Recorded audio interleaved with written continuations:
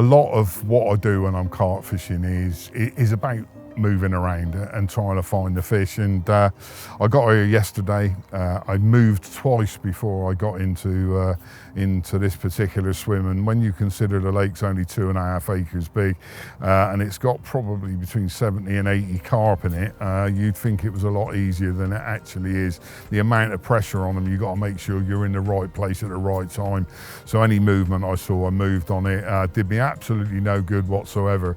So this morning I've had a good look around the complex. There's 3 lakes here on the 𝗙𝗵𝗿𝗲 Angling Society waters, and the first one, the Donut Lake, can be quite productive. And I was going out to the shop just now. I thought I'd get myself a coffee, and I ordered the man to catch one before I got back, and when I came back, there he was playing a fish. It might even have been a 20-pounder, but it was in the net and he loved every second of it.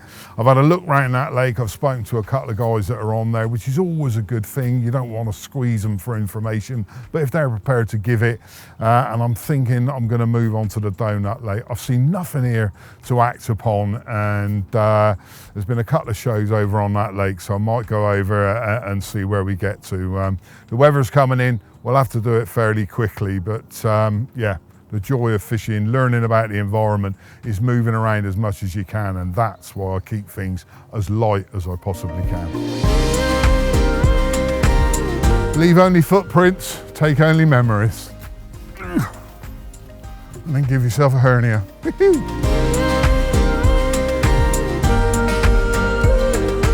I've had a chat with a couple of the old boys on here who are wonderful people, and they sort of told me everything they know. There's not a lot showing, there's not a lot of activity apart from that guy having an 18, 19 pounder earlier on.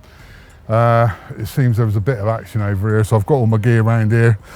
Sweating buckets, unfortunately, but sometimes you just got to get there, and I think all that's left to do, I'll keep my eye on it for 10, 15 minutes, see if there's anything. If not, I'll have a little bit of lead about.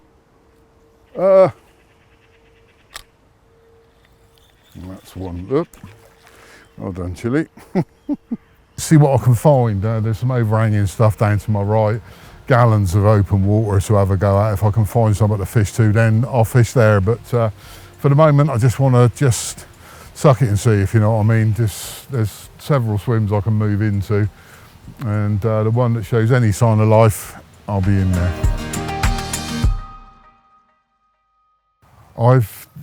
I don't want to investigate until I sort of wear a groove in the bottom of the lake, but I wanted to find a couple of spots as quickly as I could without causing too much disturbance in the area that fish have been seen this morning.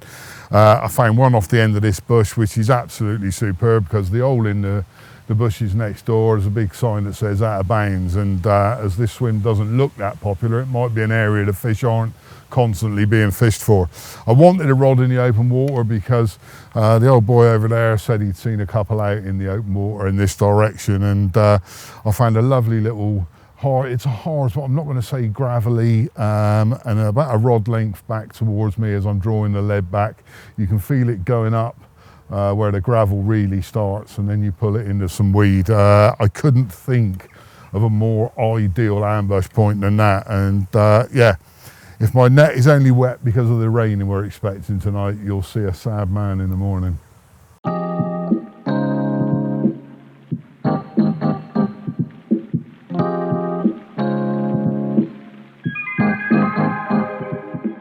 I think being ready for things is always the way with carp fishing, certainly when you're being mobile.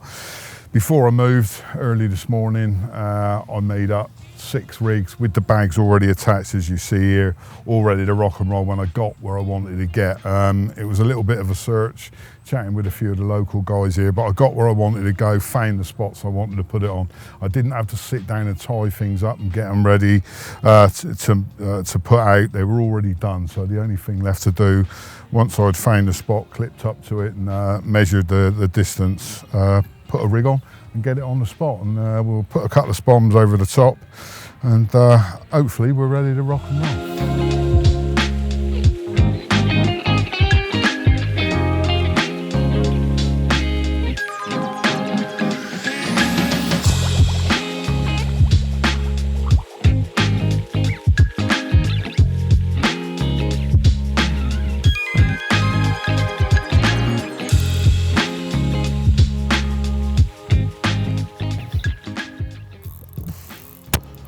Wow, this is Mr. Hardman.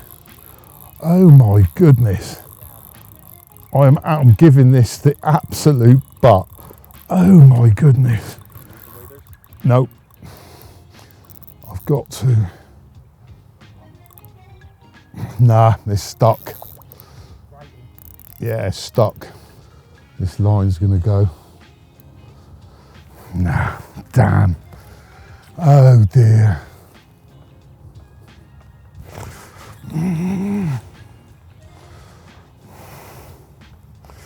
Jesus.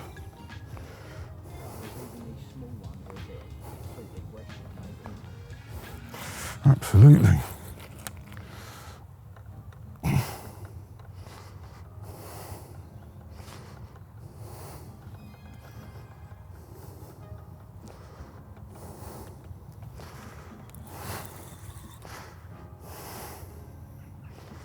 Yep, we've got it out, I think. Wow, that was heart in a mouth stuff. It feels like it's got half the tree still connected to it, unless it's a monster, of course, which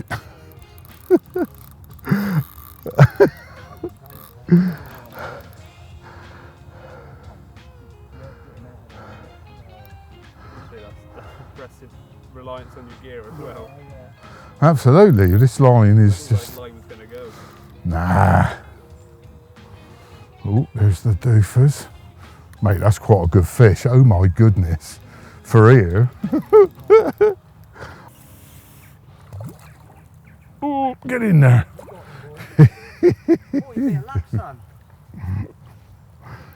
Light my fire. How cool is that? I've always said it's better to be lucky than good. But that is, that's where the plan comes together. I was getting nothing in the other lake, and you know, it's time to get on the earth and get around the lake and find fish, and that's what I did. I fished as I always do for them, you know, 15 mil, 10 mil hybrid boilies, and yeah, we'll leave him there for a second. We'll get the reception area ready, and we'll see what the scales spin round to. That'd be kind of nice. But yeah, it's just how satisfying when the plan comes together. It don't get any better than that.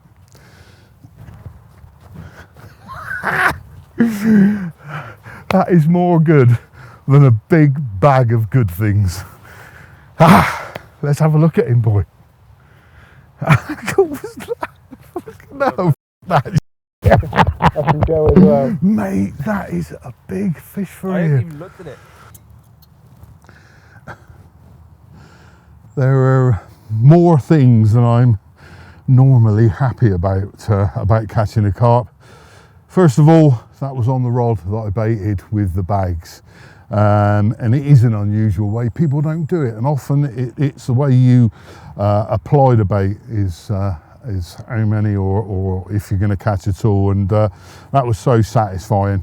The other thing, which you probably haven't realised, this is the first time I've fished a donut lake at Hartley Whitney Angling Society, and this is my first fish, 21 pound and 12 ounces, and yeah, I can't tell you, I nearly burst into flames on it, slipped into the landing net, and as they all do, I'm not interested in size. It's very often the way that I catch him that get me so excited, and this is a classic example. And yeah, she's done her bit in front of the camera, and I think it's probably time to slip her back. Good girl.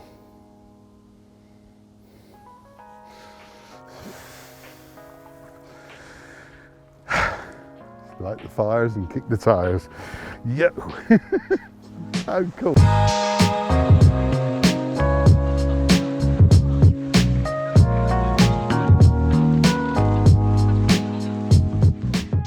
Okay, it's coming in, so we've probably got 45 minutes left of light, so it's time to tidy everything up.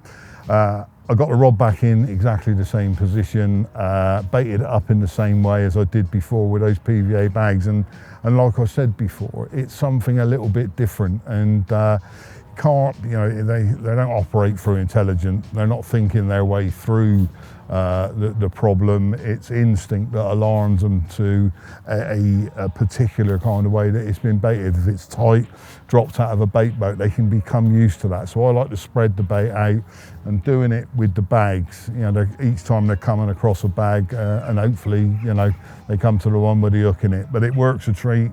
We're all ready to go for the night. All I've got to do is, as I say, tidy things up, make sure the decks are clear, and we'll hope and pray one of these rods goes off again tonight.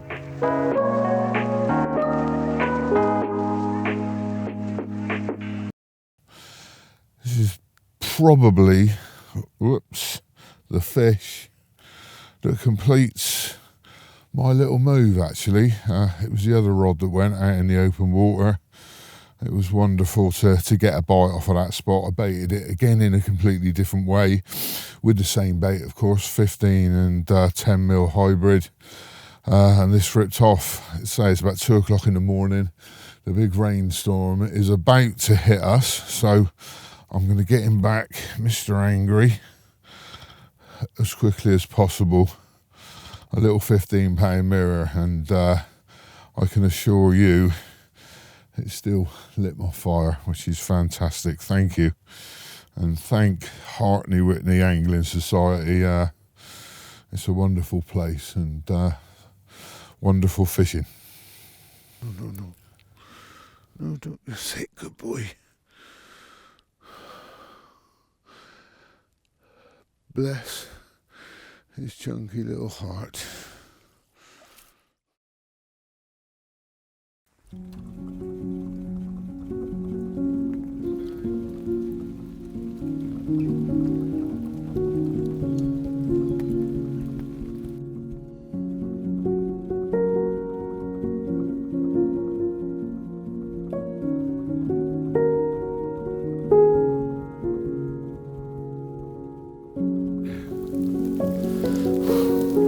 Little ray of autumnal sunshine.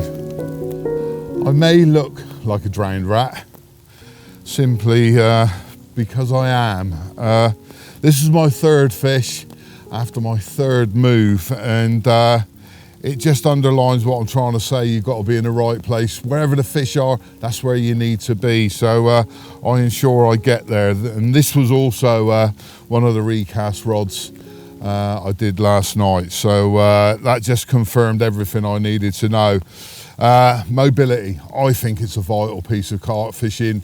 It increases the excitement of the adventure. You're on the move all the time, and whilst I'm in the middle of drowning in an horrendous downpour, we need to pack up. It's going to be a little bit like a retreat from Moscow, but it's time to go home, and yeah, I'll get on the road, light my fires and kick the tyres.